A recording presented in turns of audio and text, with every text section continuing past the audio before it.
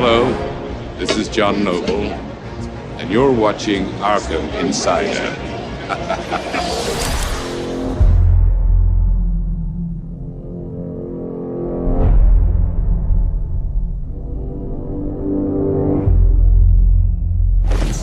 Steve's here from Rocksteady Studios with a brand new episode of Arkham Insider for you. We've got a Batmobile Double-Bill for you today. You want pursuit mode? We've got awesome new footage of a Riddler racetrack. And if you want battle mode, we're doing a deep dive on some of the awesome features with our very own game director, Mr. Sefton Hill.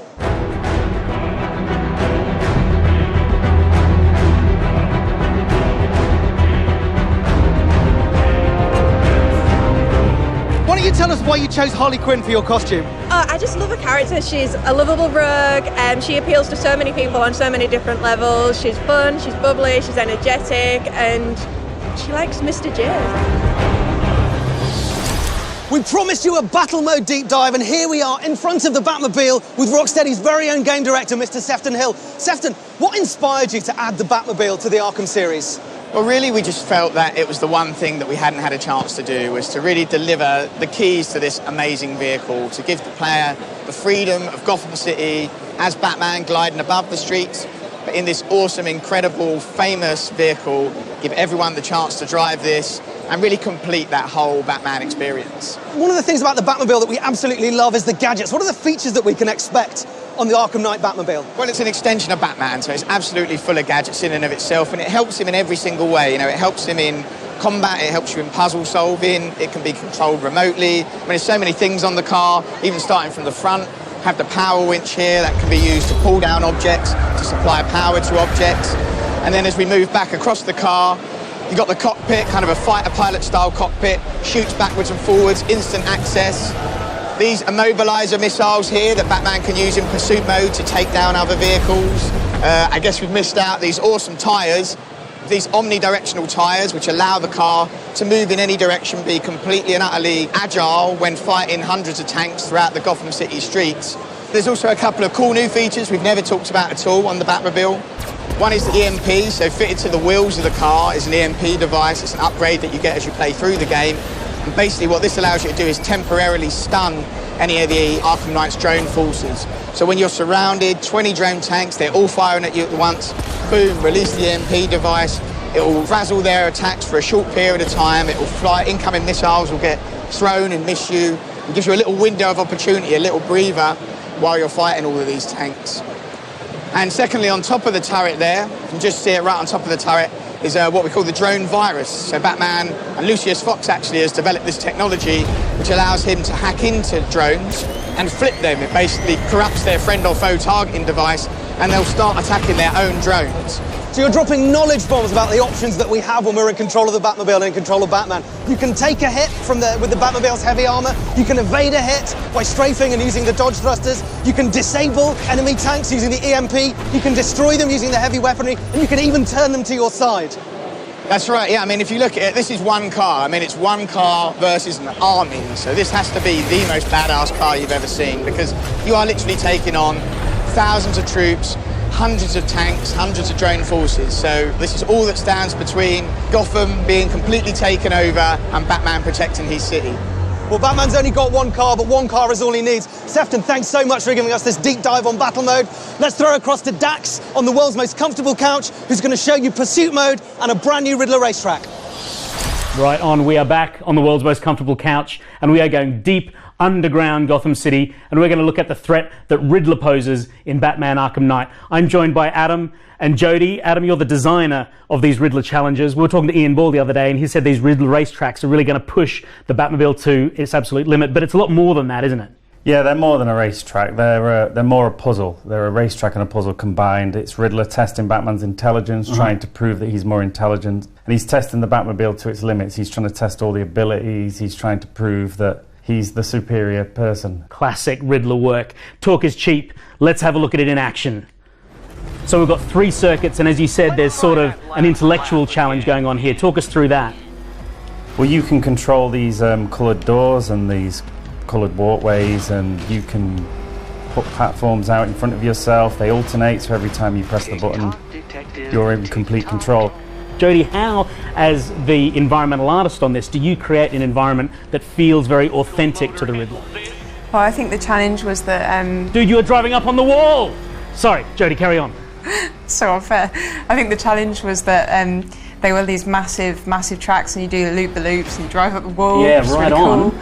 And we also need like crazy hazards as well for the Riddler to take out the Batmobile in. So we took it into these big underground caves, and they're all based around Gotham water. So there's dams, there's crazy sewer pipes and everything.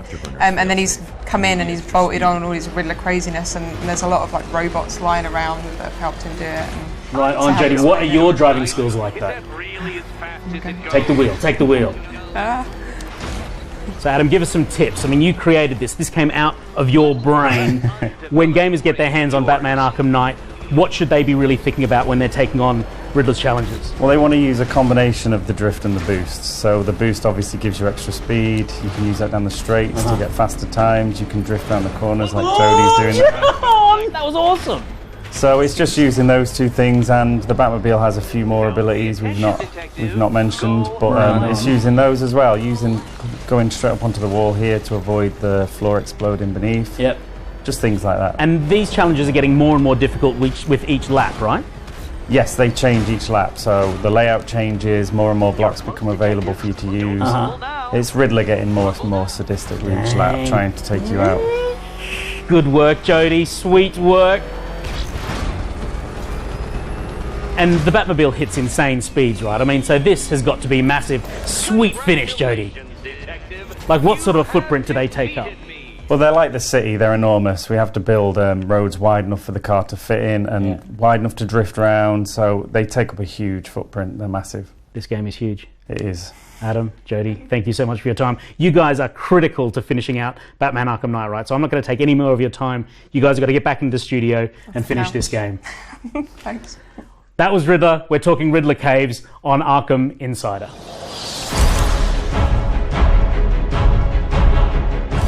It wouldn't be an episode of Arkham Insider without us taking your burning questions straight from the community. This week we've taken them from the hashtag #AskArkham, as well as from people who directly contacted Sefton via Twitter at Sefton Hill. First question comes from CJ Matrellis, who asks, is it true that the game has in-game cutscenes, so our costume choices will carry over into cutscenes?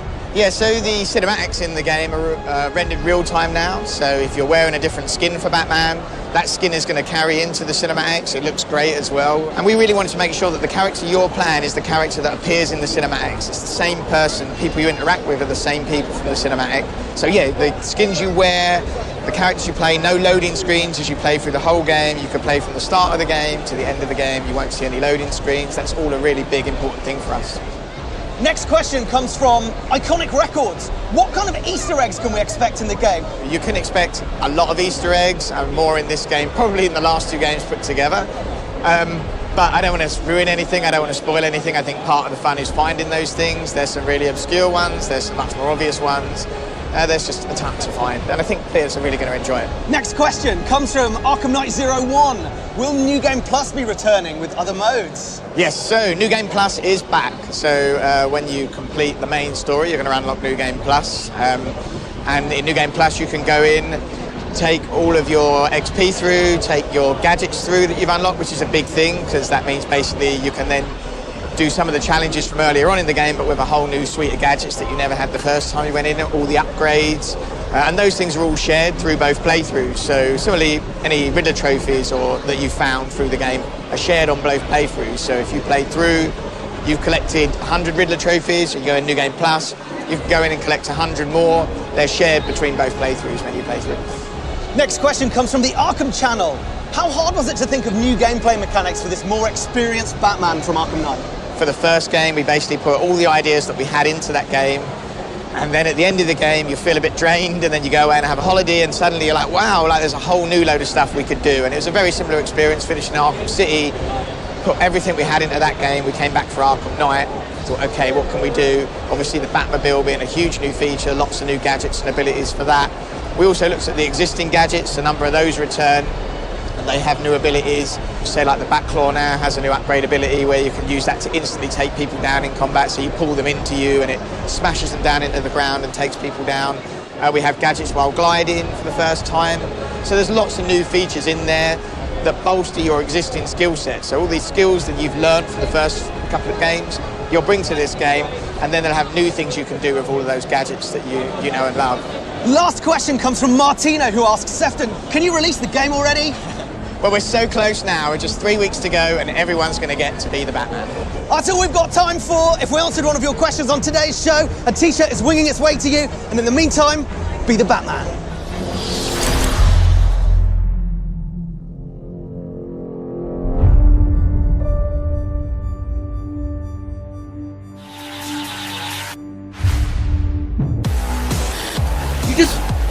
Batman, you just hit a guy! Or girl! Okay, just ignore it.